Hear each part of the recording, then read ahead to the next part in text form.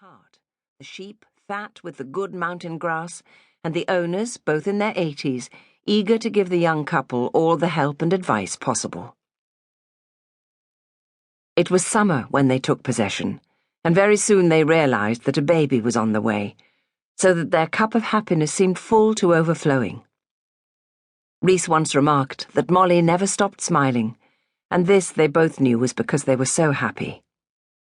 Hard work, small returns, and the fear that they might make mistakes were all offset by the clean mountain air, the sweet silence after years of noise, and their very real affection for their livestock, their horses, and their prick-eared, tongue-lolling border collies, without whom they would, Rhys knew, have made many bad mistakes. But it had been a hard labour, and this time Rhys had agreed with the doctor that his wife would be better in a proper maternity hospital. So a couple of days before the expected birth, Molly had gone off to Liverpool, promising Rhys that she would ring the post office as soon as she had news to impart. She had taken with her a couple of sensible cotton nightgowns, some of Chris's old baby clothes, and a couple of farming magazines, and when Rhys had found her flimsy honeymoon nightie when tidying their room, he had taken it to bed with him, enjoying the faint flowery smell of the talcum and soap she used, finding it a comfort. The storm was getting closer, and a good deal louder. Rhys half sat up, wondering whether he should go to Chris, tell him that the thunder posed no threat. But before he had done more than swing his legs out of bed, there was a crack of thunder so intense that it sounded like a bomb exploding, and his little son appeared in the doorway, crying for his mummy.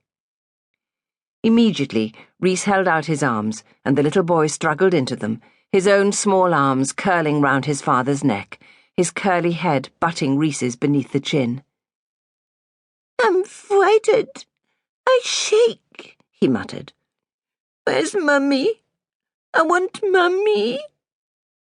You aren't the only one, Rhys thought, cuddling his son's small body and dropping a kiss on the child's damp curls. "Don't you remember, old lad?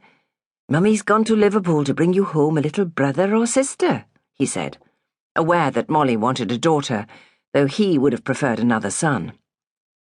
Farmers need sons as fish need water, and Rhys was no exception. However, Chris was only a baby still, probably didn't know what a sister was, for the farm was remote, and though Molly took him into the village a couple of times a month, he was too young to play with other children, or indeed to pay them any attention. "He likes animals better than people, same as I did when I was a kid," Rhys told himself. "The way he behaves when Molly is busy, staggering around after the sheepdogs as though he were a small pup himself, is enough to make a cat laugh. He reminds me of Mowgli," Rhys thought, remembering the boy who was brought up by wolves in Kipling's Jungle Book. Another tremendous crash of thunder brought with it a gust of wind so strong that the curtains were dashed to one side. As the vivid lightning flashes lit up the room, Rhys clutched the baby involuntarily, expecting that Chris would begin to cry once more. But this time Chris seemed rather more interested than afraid. He wriggled out of his father's arms and ran over to the window. "Where duckies?" he asked anxiously. "What made the Big Bang? Train? Car? Tractor?" Rhys hurried across to draw back the curtains so that he could see what was happening in the yard outside, and saw with real dismay that the corrugated iron roof on the pigsty was flapping up and down in a manner that boded ill for the occupants. Rhys hesitated.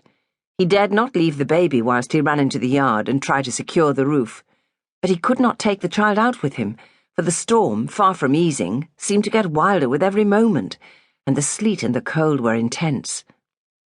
He was fond of the pigs, but they would simply have to take their chance, along with the rest of the stock, most of which was out on the hillside. He and Chris had better simply sit in the kitchen and wait for the storm to pass over. He scooped up his son and went down to the kitchen, sat in one of the well-cushioned and comfortable basket chairs, and watched quite enviously as Chris's thumb slid into his mouth and his eyelids drooped. "Wish I could sleep," he thought, but the noise of the storm alone would have kept him awake, even had he not been worrying over Molly.